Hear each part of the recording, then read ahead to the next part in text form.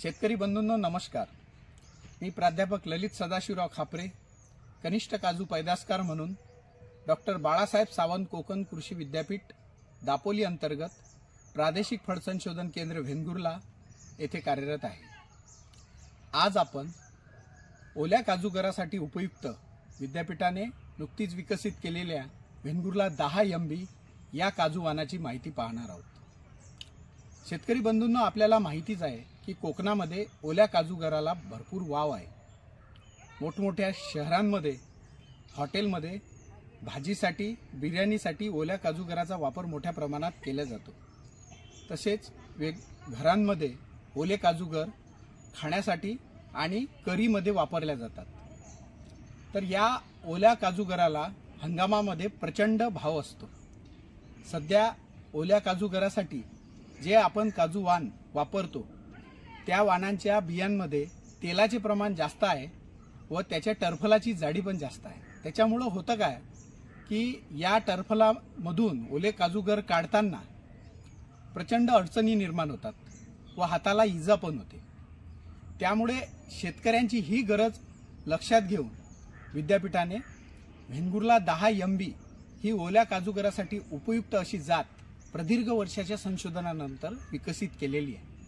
तर या जातीचे वैशिष्ट्य काय, तर या वाणांच्या बियांच्या टरफलाची जाडी जी असते ती कमी असते।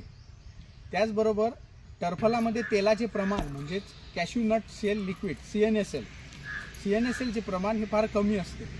त्यामुळे काय होते की बियांमधून गर जो आहे तो सहजरित्या काढता येतो आणि गर काढण्यासाठी फार कमी वेळ लागतो। तसेच तेलाचे प्रमाण कमी असल्यामुळे हाताला इजा पण कमी होते। या वाणामध्ये ओल्या काजू बीचे सरासरी वजन 8.80 ग्रॅम असून 1 किलोमध्ये 114 ओल्या काजू बिया येतात। त्याचप्रमाणे सरासरी गराचे वजन 2.82 ग्रॅम असून 1 किलोमध्ये 355 गर येतात। फळधारणा झाल्यापासून 40 दिवसापर्यंत ओल्या काजूगर काढण्यासाठी बिया तयार होतात। प्रति झाड वार्षिक उत्पन्न हे 12 ते 13 किलो एका झाडापासून आपल्याला मिळते। शेतकरी बंधूंनो अशा प्रकारे आज आपण वेंगुर्ला 10 MB या ओल्या काजूगरासाठी उपयुक्त अशा वाणाची युनिक वाणाची आज आपण माहिती बघितलेली आहे। विद्यापीठाने हे युनिक असे वाण खास ओल्या काजूगराची निकड लक्षात घेऊन विकसित केलेले आहे।